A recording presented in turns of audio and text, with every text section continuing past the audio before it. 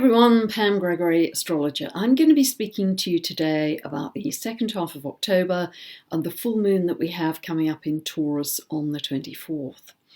Now, something that's quite significant in the second half of October is that the transiting nodal axis, which has been in Leo and Aquarius for the last 18 months, is moving to that final degree of Leo Aquarius.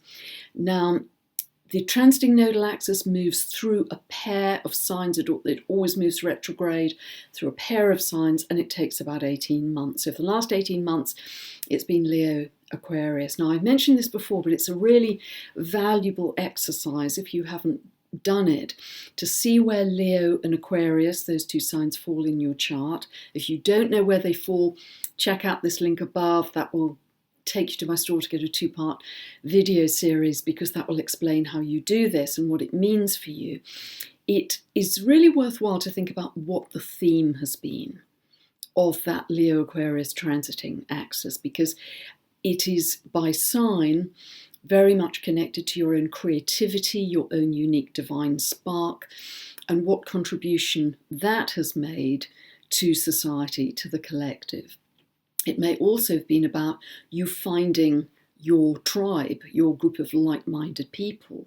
It can be very much connected to that too. But the houses in your birth chart, where it falls for you, will also be very clear indicators of the kind of theme that's been developing for you. And it just helps you to live more deeply understanding the astrology.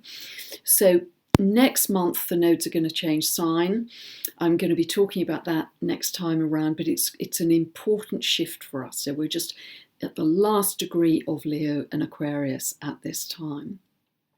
What's also very interesting is that Uranus is within a degree of exactly squaring that nodal axis. Uranus, because it's retrograde, is backed up to 0 of Taurus, so it's literally within less than a degree. It's about 50 minutes of an exact square to that transiting nodal axis. Now, this can be incredibly positive because the transiting nodal axis, the north node, is about our collective future destiny, where we're headed as humanity. The south node is about our collective past. And with Uranus coming into form a T-square, there can be jumps, there can be quantum leaps in our evolution, in our development. They can come through brilliant ideas, all kinds of new technology, insights. Uranus is a very high vibration planet. It's often referred to as the higher vibration of Mercury. It's connected to our superconscious, it's connected to the mind of God. So people who are sort of tuned in to Uranus, have strong Uranus in their chart, very often can get rapid downloads of ideas about things. So that's the opportunity at this time, that we can have big quantum jumps through, as I say, innovation, particularly technological innovation, in how we are developing as a society. Or conversely, there can be some shocks and surprises and disruptions and dislocations, because Uranus isn't a smooth linear energy. It's a very erratic energy in terms of how our evolution is moving as humanity. So that's a very important part of looking at Uranus square the transiting nodal axis. Then we have our full moon at 1 degree 13 minutes of Taurus. This happens on the 24th of the month. It happens at 9:45 a.m. Pacific and 5:45 p.m. UK time. Now, this full moon actually reinforces this T-square of Uranus to the nodal axis. It reinforces it because more planets come into that picture. Because we have the Sun and Venus in the early degrees of Scorpio, opposing the Moon and Taurus right at the beginning, Moon and Uranus right at the early degrees of Taurus. And they are both, from both ends, squaring this nodal axis. So what it's actually forming is a fixed grand cross. So there is incredible tension where you have a fixed grand cross. Now, the upside of this, because at this time, at this full moon, we are actually going to have 7 planets in fixed signs. We're going to have the Sun, Mercury, Venus and Jupiter in Scorpio, Mars is in Aquarius, fixed sign, and the Moon and Uranus are in Taurus, fixed sign. 7 planets in fixity. Now, the positive side of this is that it gives great determination, tenacity, perseverance to get to your end goal. So if either Taurus or Scorpio in particular, those signs are falling in your 6th house or your 10th house, then this could be a work project that you're working on that's going to come to culmination at this full moon. If it's third or ninth houses, this could be a communication or writing or a blogging or a publishing project that you're working on that's going to come to fruition at this full moon. So be aware of that, because that's one of the very positive sides of this. However, it can, as you can imagine, lead to some stubbornness or intransigence. We are not moving. I'm not changing my position. I'm digging in, and that's how it is. So we may see this with our own behaviour. We may observe it in others.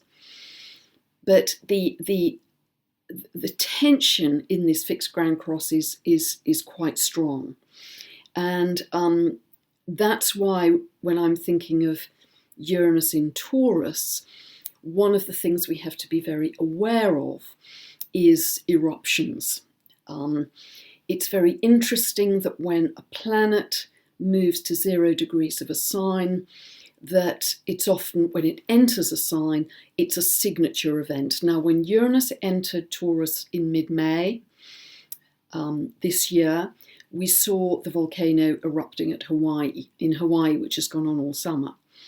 So the Taurus here is very representative of the Earth.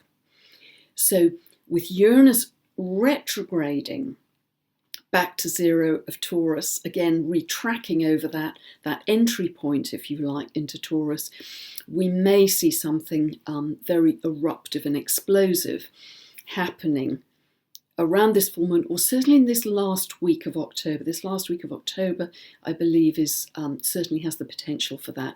Now, this may be social and political eruption, which I'll come on to some of the themes that might be involved in that, but certainly that's something to be very aware of, because typically we think of Taurus as being very peaceful and contented. I think of a cow in a field chewing a cud when I'm thinking of Taurus, something that doesn't want to be rushed or moved or bothered. So this wonderful peace and being in nature and a sense of abundance and creativity that's always linked to Taurus. But Taurus is also our Earth.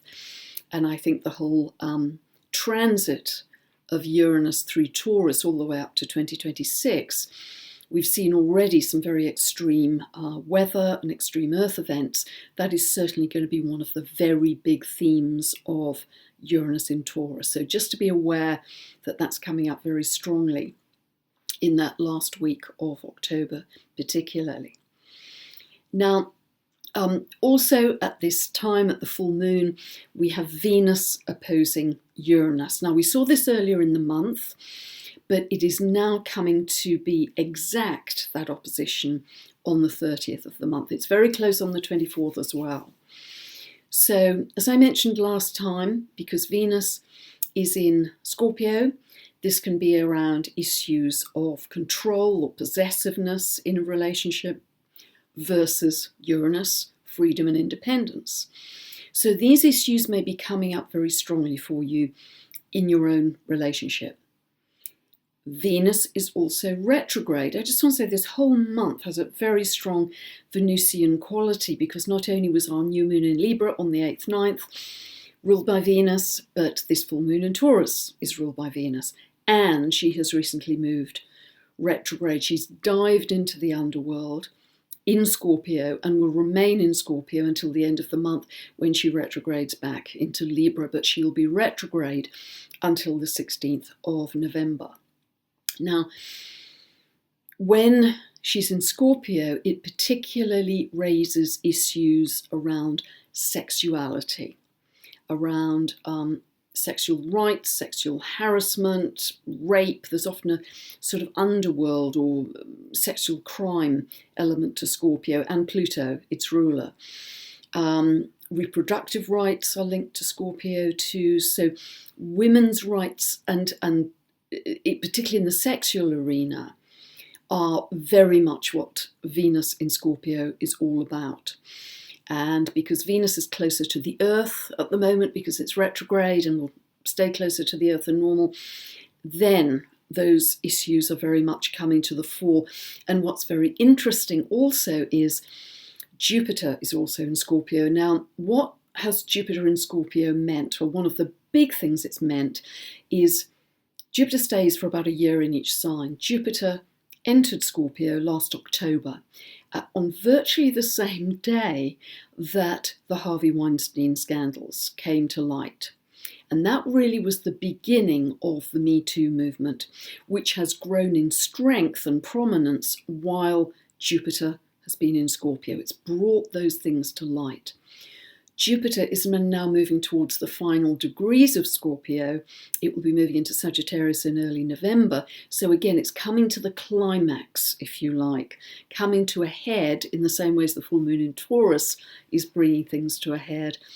And Jupiter is doing it with these issues around sexual rights, sexual harassment, just as Venus in Scorpio is too.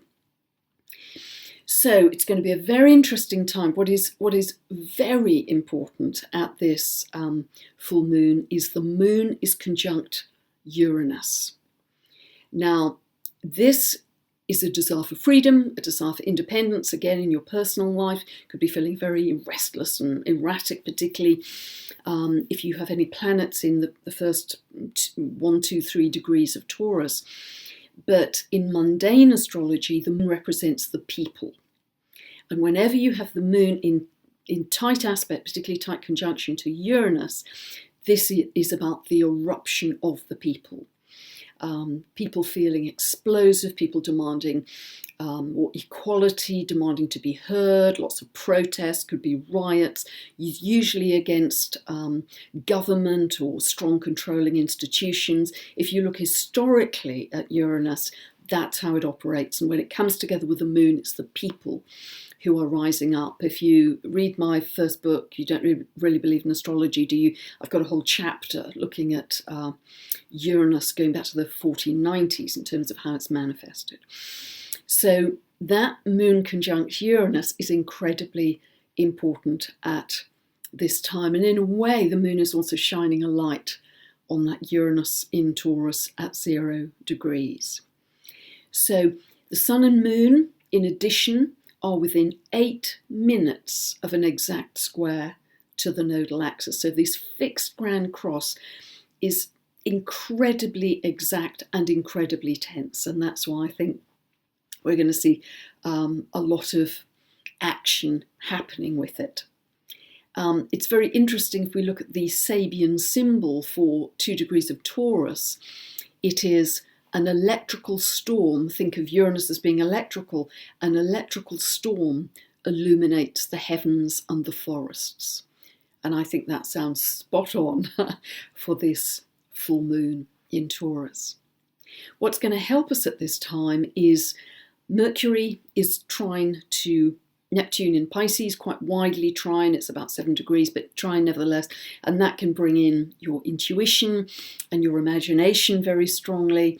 Mercury is also conjunct Jupiter in Scorpio, and that can make us think big, think beyond the normal circumstances, bigger horizons in our thinking, and that also will help us at this time. But as I said, this last week in October is going to be very strong for energy, although it does have the creativity and the beauty and the encouragement to be in nature at this time of the full moon.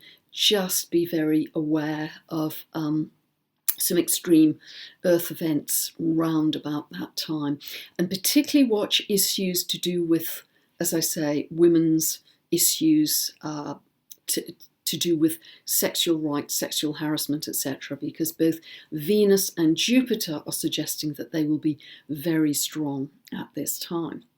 November is going to be a very big month because there's several shifts happening, which I'll be talking about next time, which really indicate that we're moving into a very important new phase of development. In November. More about that next time. But if you'd like more information about my books, my tutorial videos, my ever so long monthly newsletter, just check out my website, pamgregory.com, and you'll find a lot of information there. And in the meantime, sit back and enjoy this beautiful full moon in Taurus on the 24th of October. Thanks so much for listening. Bye for now.